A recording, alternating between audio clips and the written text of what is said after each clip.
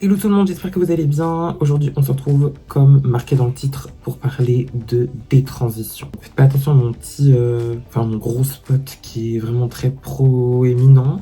Enfin bref, c'est pas le sujet aujourd'hui. On va décomposer cette vidéo en 3 points parce qu'il y a un énorme problème autour de la détransition qui me dérange personnellement et je pense dérange plusieurs personnes. J'ai hésité à faire cette vidéo là parce qu'on sait très bien que on peut attraper ma veste, mais je m'en fous en fait. J'ai besoin de parler parce que genre à bout d'un moment genre t'as vu.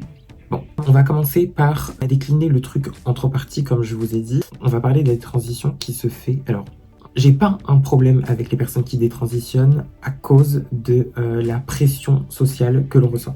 Je m'explique. Pour moi, je suis littéralement attristée de voir une personne qui détransitionne parce qu'elle subit une pression sociale au quotidien. Donc, soit... je veux dire... Toutes les personnes trans reçoivent une pression sociale. T'es pas assez maquillée, t'es trop maquillée, tu ressembles à un homme, tu seras jamais une femme. Tout ce genre de choses. T'as pas fait assez de chirurgie, t'en as trop fait. Enfin, c'est quelque chose qui est horrible à supporter au quotidien. C'est très très dur à vivre parce qu'en fait, alors pour certaines personnes, ce n'est plus le cas, ce n'est plus difficile. Pour mon cas, ce n'est pas difficile et je vais vous expliquer pourquoi. Mais je l'ai vécu et c'est difficile. Essaye de rentrer dans un moule pour plaire à telle personne et à l'inverse, tu ne plais pas à telle personne. Et en fait, c'est très dur parce que tu dois essayer de plaire à tout le monde et ça ne va jamais. Donc bien évidemment, nous sommes des femmes, donc automatiquement aussi on subit du harcèlement de rue et ça c'est la vérité et les personnes qui essayent de me contrer seront totalement dans le déni, hein, bien évidemment. Ce que j'aimerais vraiment expliquer sur cette détransition là, c'est que elle ne me dérange pas et bien au contraire ça m'attriste et j'apporte tout mon soutien à ces personnes-là qui détransitionnent parce que elles ne le font pas de leur propre volonté, mais elles le font pour leur santé mentale, pour leur sécurité et pour tout ce qui va avec en fait. Parce que vraiment cette pression, elle est terrible. Je l'ai vécue et je pense qu'on se l'inflige seul au début de notre transition parce qu'on essaie de rentrer dans des cases et dans des codes de beauté qui finalement n'existent pas puisque la beauté elle est propre à chacun et il faut vous dire un truc, c'est que même si la chirurgie, la médecine esthétique existe, la beauté elle est éphémère, d'accord? La beauté elle est à l'intérieur de soi et ça change pas, mais la beauté physique elle change, t'as capté?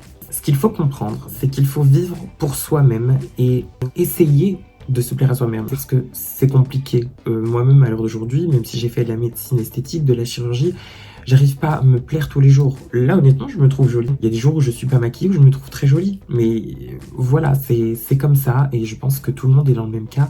Et il faut essayer d'accepter qui l'on est physiquement. Chaque femme a des traits masculins et chaque homme a certains traits féminins. Donc, il faut essayer de vivre et composer sa vie avec ça. Maintenant, c'est difficile. C'est un travail énorme à faire sur soi-même. Et surtout, essayer de ne pas écouter les critiques et de faire les choses que l'on veut faire pour soi-même. Et voilà, donc sachez une chose, c'est que j'apporte mon soutien énorme aux personnes qui détransitionnent parce que pour elles, elles n'ont pas le choix de le faire, parce qu'elles se sentent pas bien dans leur peau à cause des gens. Alors que la solution pour elles était effectivement de transitionner. Maintenant, nous allons parler du sujet qui me dérange énormément. C'est la détransition pour les personnes instables. Parce que pour moi, les personnes qui détransitionnent, pas parce qu'elles ont une pression sociale, ce sont des personnes qui sont instables. Tu peux prendre une personne trans depuis son enfance. Elle se sent soit garçon, soit fille. C'est-à-dire que tu nais comme ça. C'est quelque chose que tu ressens au plus profond de toi. Ce n'est pas parce que demain, tu vas te laisser pousser des poils aux jambes, que tu vas te faire des ongles de 50 cm que tu vas être une femme ou que tu vas être un homme. Bien au contraire, c'est totalement l'inverse et c'est beaucoup plus profond que ça. Quand on essaye de nous demander « mais pourquoi? Qu'est-ce qui fait que vous vous sentez femme ?» C'est quelque chose qu'on ne peut pas expliquer puisque c'est quelque chose qui est à l'intérieur de nous. Les questionnements qu'on se pose pendant notre adolescence ou notre enfance, c'est comment est-ce qu'on va gérer la chose et comment surtout on va l'assumer. La question qu'on se pose, c'est pas est-ce que je suis réellement une femme ou est-ce que je suis réellement un homme? Non, parce que ça, on le sait. Alors bien évidemment, on se voile la face à un moment donné dans notre vie là pour se protéger parce que évidemment c'est de l'inconnu et on a peur de l'inconnu, mais c'est pas la solution.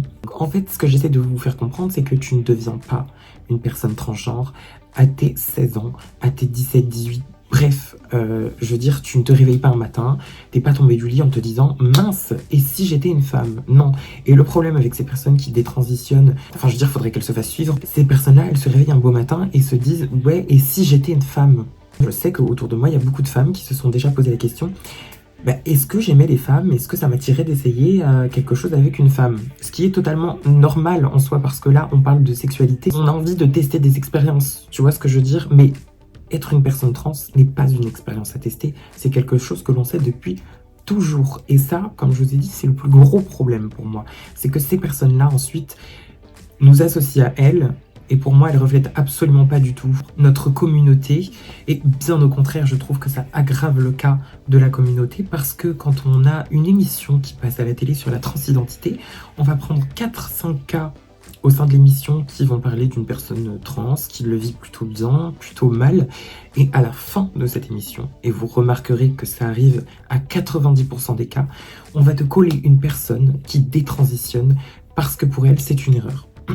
L'émission se stoppe sur ça, et du coup les personnes, ce qu'elles retiennent, c'est la détransition et pas le parcours magnifique que certaines personnes trans peuvent accomplir. Et ça me dérange extrêmement, parce que du coup, quand tu as un dialogue avec quelqu'un qui est totalement fermé d'esprit, alors moi j'essaye de ne plus en avoir, mais malheureusement, il y a encore des cons partout. Ces personnes-là, une fois que tu as totalement contré les attaques qu'elles te font, et quand tu apportes absolument tous les arguments, on te sort la dernière carte, c'est comme un joker en fait, on te sort la carte de la détransition. Et ces personnes-là, du coup, voient des bribes d'images à droite à gauche de certains reportages qui durent 5 minutes, et du coup se basent absolument là-dessus et te disent ouais, mais du coup vous n'êtes absolument pas stable parce que vous détransitionnez. Et ça, c'est quelque chose qui me dérange, parce que du coup on nous associe aux personnes qui pour moi ne sont pas trans. Tu ne crois pas être trans, tu l'es, tout simplement, c'est tout. C'est comme l'homosexualité, l'hétérosexualité, c'est-à-dire que tu te réveilles pas un matin en te disant merde, j'aime les hommes. Non, tu es né comme ça.